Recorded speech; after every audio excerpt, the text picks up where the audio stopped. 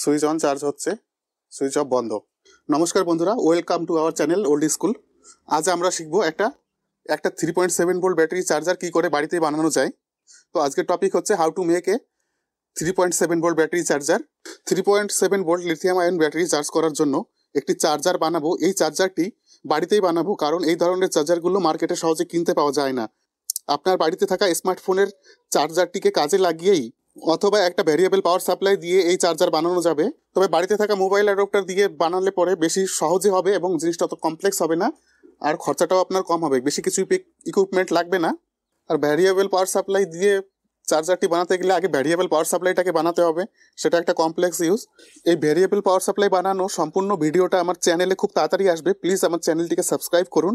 আর এই ধরনের ভিডিওগুলো তৈরি করতে অনেক টাকা খরচা হয়, এগুলো সব আমাদেরকে নিজেদেরকে খরচা করে এই ভিডিওগুলো আপনাদের সামনে তুলতে হয়, যাতে আপনারা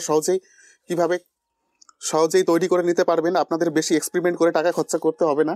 আমরা অলরেডি অনেক এক্সপেরিমেন্ট করে এগুলো টাকা খরচা করে ভিডিওগুলো আপনাদের সামনে বেস্ট ওয়েতে আপনাদেরকে নিয়ে আসছি। সেজন্য প্লিজ চ্যানেলটিকে সাবস্ক্রাইব করবেন। আপনারা যদি চ্যানেলটিকে সাবস্ক্রাইব না করেন তাহলে পরে নেক্সট টাইপে আমরা ভিডিও আপনাদের সামনে নিয়ে আসতে পারবো না। তো সাবস্ক্রাইব করবেন প্লিজ, দয়া করে, বারবার রিকোয়েস্ট করা হচ্ছে। সাবস্ক্রাইব করতে কোনো টাকা পয়সা লাগে না, এটা সম্পূর্ণ বিনামূল্যে। এটা হচ্ছে মোবাইল চার্জার। মোবাইল চার্জারের 4টা পয়েন্ট থাকবে, আমি এখানে 2টো পয়েন্ট দেখেছি, বেশি কমপ্লেক্স করবো না তার জন্য।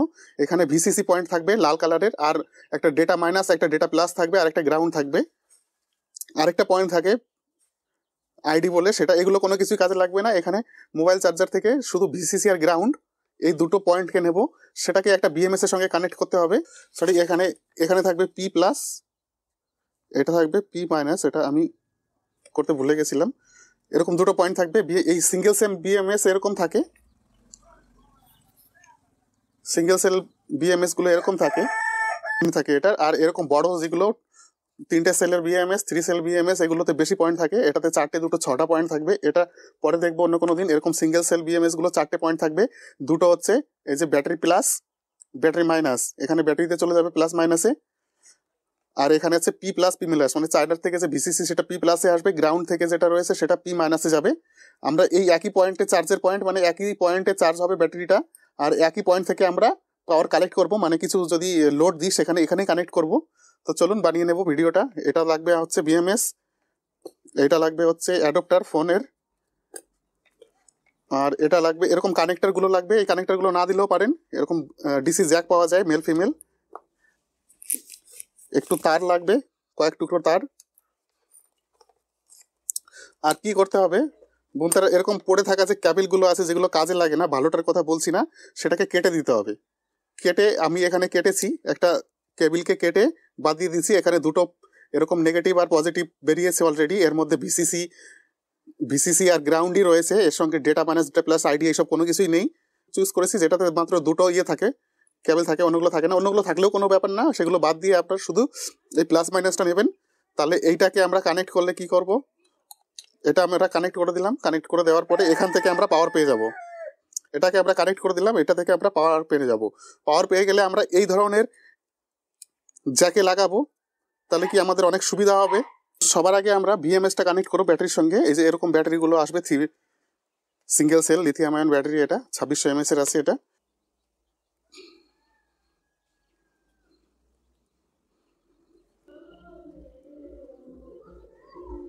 এবার আমরা এখানে ভালো করে বোঝা যাচ্ছে না, এটা হচ্ছে বি প্লাস আর এটা হচ্ছে বি মাইনাস, মাঝখানে 2টো পাওয়ারের আছে।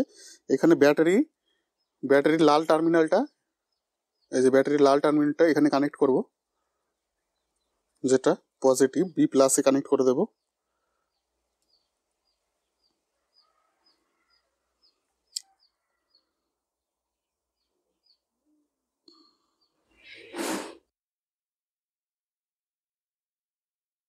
এটা হচ্ছে পি প্লাসে একটা লাল তার কানেক্ট করলাম।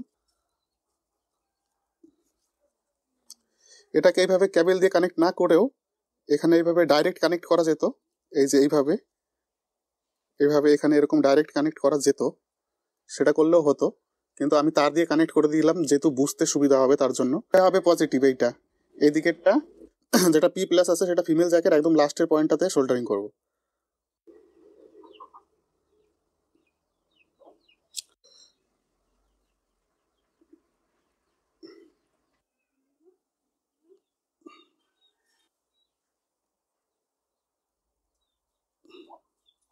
এবার সব সোল্ডারিংগুলো কানেক্ট, এই যে দেখুন এরকম করলাম।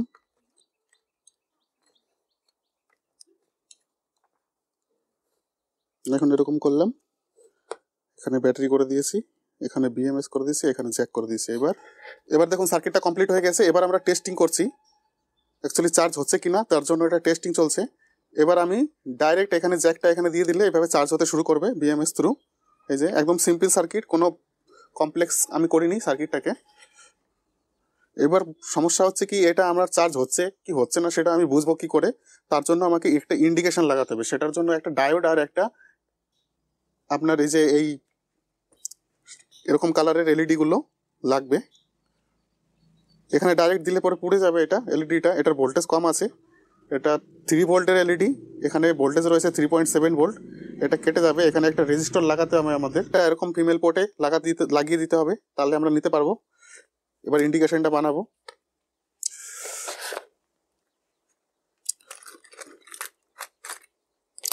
আমার একটা ডায়োড লাগবে, ডায়োডটা আমাকে খুঁজে বের করতে হবে এখান থেকে। ডায়োড, এই ডায়োডটা লাগবে। এটার এই সামনের দিকে হচ্ছে ক্যাথোড, এটা হচ্ছে অ্যানোড। তাহলে এটার সার্কিটটা বানিয়ে নিই।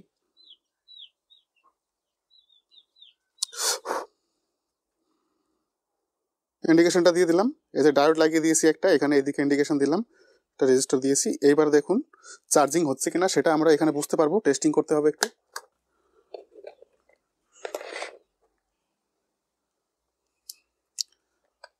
এই দেখুন চার্জিং হচ্ছে।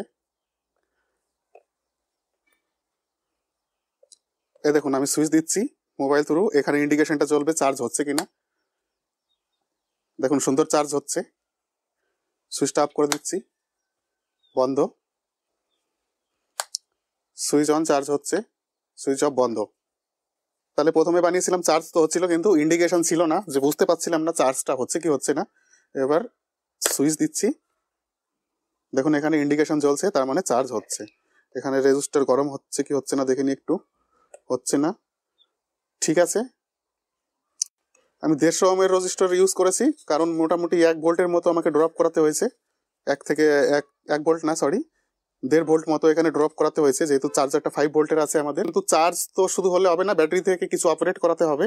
এই পয়েন্টটা আর এই পয়েন্টটা, দুটো পয়েন্ট আউটপুট হবে। এই দেখুন এখানে এবার দিলে পরে লাইটটা গ্লো করছে। মোবাইলে বোঝা যাচ্ছে কিনা জানি না, এটা এলইডিটা খুব ছোট এলইডি, সামান্য হয়তো বোঝা যাচ্ছে।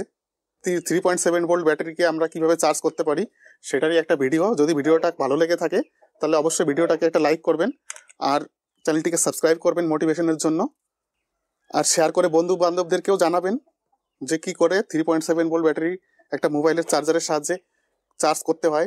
আমি যদি ডাইরেক্ট এই চার্জারটা বিএমএস ছাড়া যদি লাগিয়ে দিই, তাহলে কিন্তু এই চার্জারতে ওভারলোড চলে আসবে, আর এই যে ব্যাটারি রয়েছে সেটাও ওভার চার্জ হবে। এটা একটা প্রোটেকশনের মতো কাজ করে, ওভার চার্জ হতে দেবে না, ওভার টেম্পারেচারও এটা যেতে দেবে না।